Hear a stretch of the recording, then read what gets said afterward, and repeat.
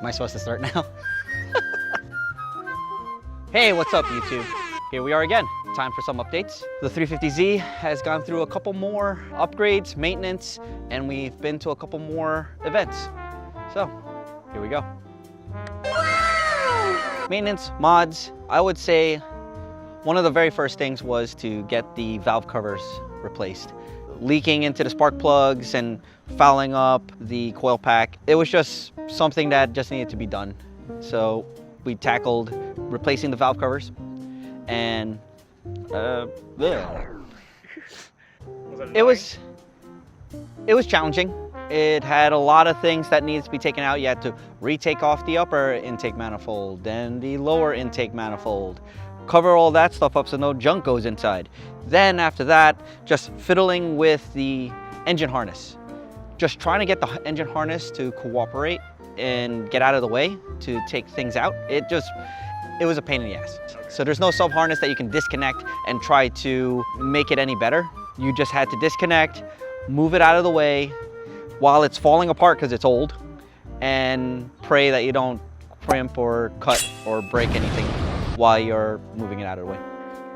Honestly, I was really shocked of how clean the inside of the engine is. There was not a lot of varnishing. There wasn't anything that I would be concerned about that someone wasn't doing oil changes.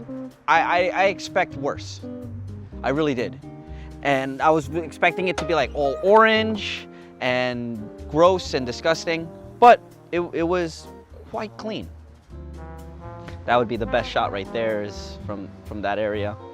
So the next thing was it the first event or second event? It was the first event, I think. When I released the clutch, it didn't come out all the way, so I had to put my foot underneath to lift it up to ensure that it was fully engaged, and that was scary.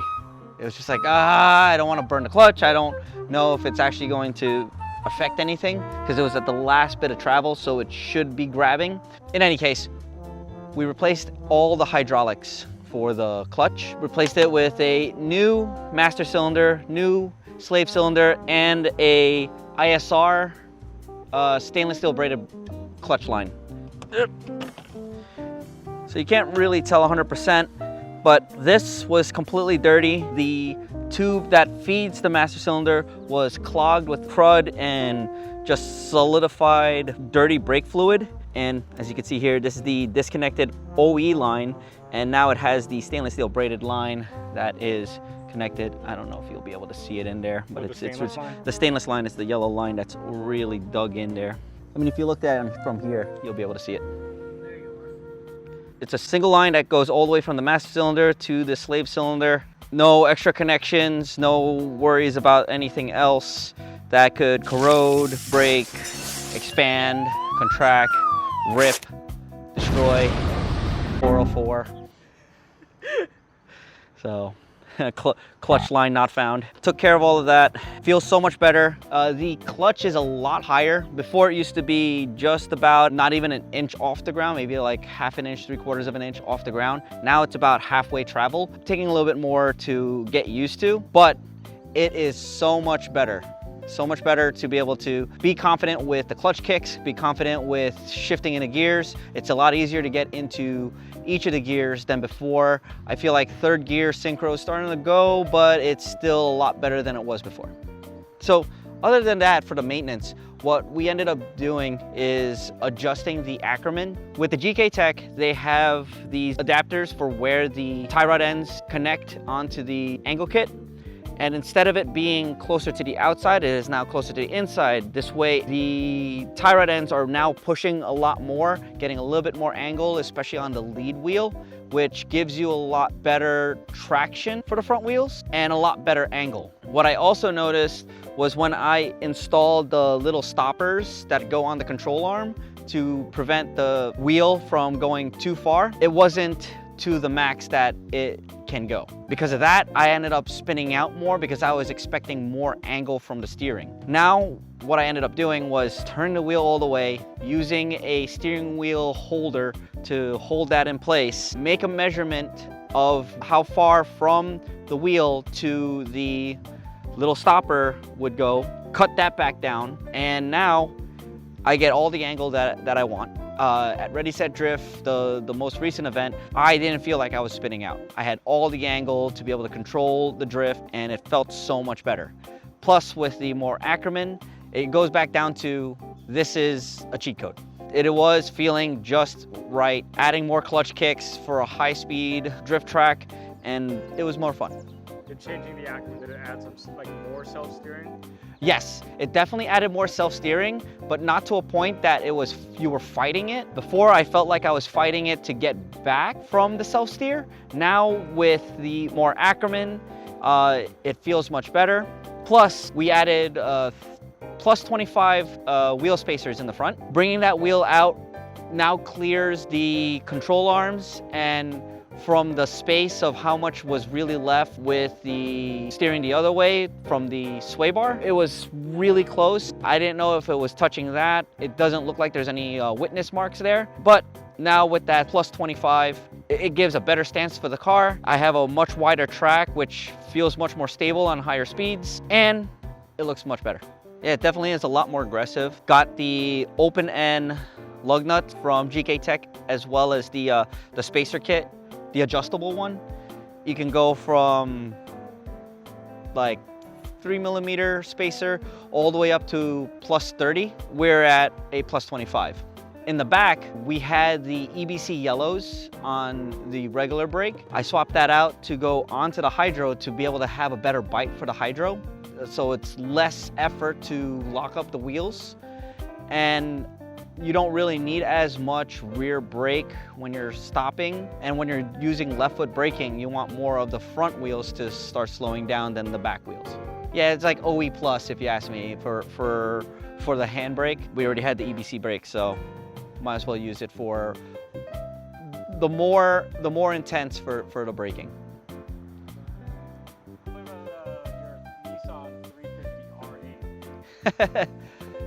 Yeah, so as I stated before, there's a lot of gray 350Zs. A lot of them. So much. I had to make mine a little bit different. When we were at the event at Evergreen, Franz and fam can see when I was going. What better way than just to slap vinyl onto the side of the car? It was a last minute purchase, grabbed it from Amazon, came in, next day of the event, I just basically took a 1.5 by 5 foot, split that in half, started like trying to figure out where to put it on the car, and just slapped it on. I didn't even film it. It was just kind of like, I just got to get this on here, you know, and then you did it just like 6 in the morning, right? Yeah, 6 in the morning. I just got in, and it was maybe about an hour that I took to just figure out where it needs to go, slap it on, make it look nice so that there's no extra wrinkles. It ended up looking really good. I was like, 1, green's my favorite color, and 2, I didn't realize it was gonna look like an R8 like feel to it. As you can see, we already started getting a little bit of battle damage. I started getting a little bit more confident and started tandeming with people. Mostly leading, not a lot of chasing, but that's perfectly fine. What I'm learning is that I need to be more confident and just run a line that is chaseable. Don't need to try to outrun them, don't need to try to do anything fancy or try anything new unless you're gonna do it just solo. Here, I ended up hitting the one of the barriers. I cooked the one corner a little too hot, went wide and right into the plastic jersey barrier. It was a nice little tap, but when you look at it and it's dirty, it looks really bad.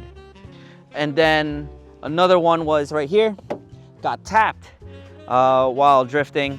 I went a little too wide in turn 1 at Evergreen, and I was following one line, the other person was following a different line, and ended up going a little fast right into me.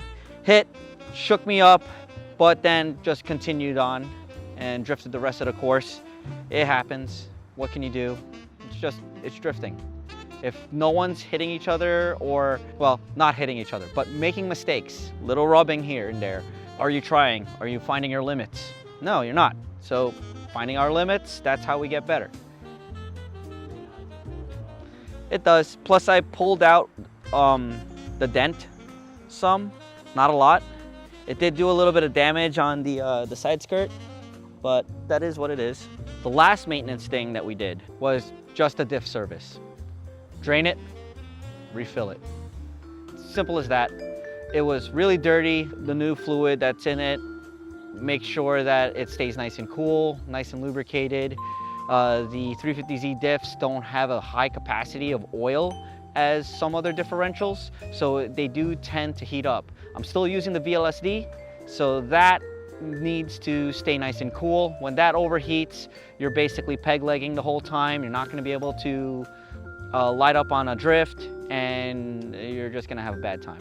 Yeah, dog. Yeah, dog. So, originally, when we first built this car, it was having the 205 40 17s. So we upped the tire size to a 205 45 17, so it's a little bit of a taller tire. It changed the gear ratios a little bit, so now you gotta really dig in a little bit more. It wasn't too much of a difference that would really cause me to have issues, but now I'm looking to go even wider. I went with a 225 40, 225 40 or 225 45 17.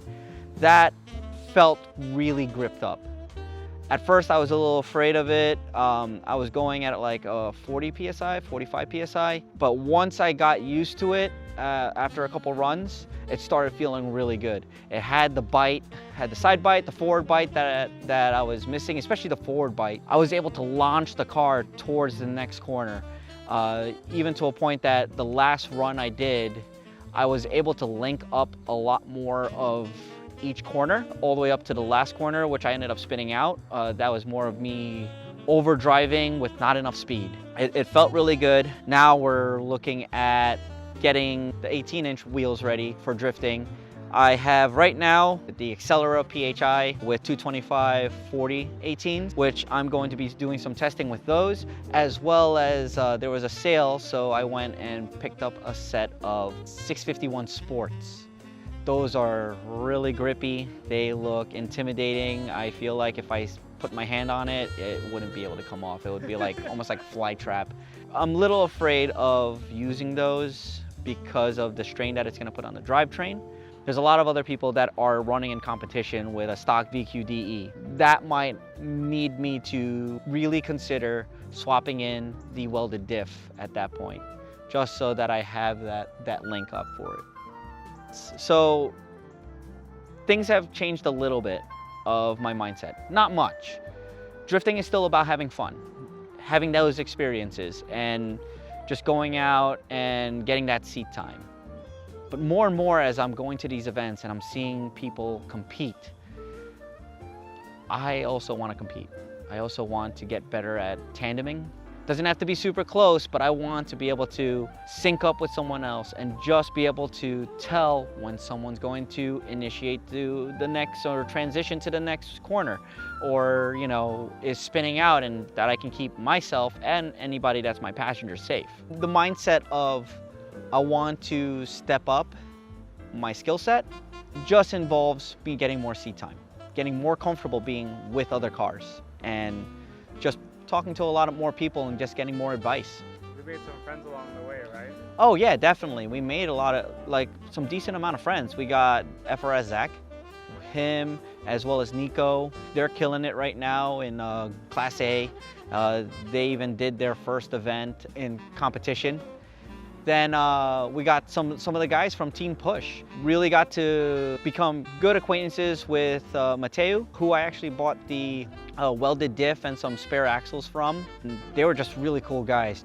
I just kept asking them questions, and they just, the community for drifting is great. It just reminds me of skateboarding, where if somebody else sees you with a board and you have questions, they're not just gonna be like, get out of here, kid. They're gonna go and help you out, give you pointers, because everybody just wants everybody to have fun. That's really what these events are. It's like to go, have fun, be safe, things happen, shit breaks, who cares? At the end of the day, we all burnt some rubber, we went sideways, and we had a hell of a time. That's what we got to go for. Bye! Bye!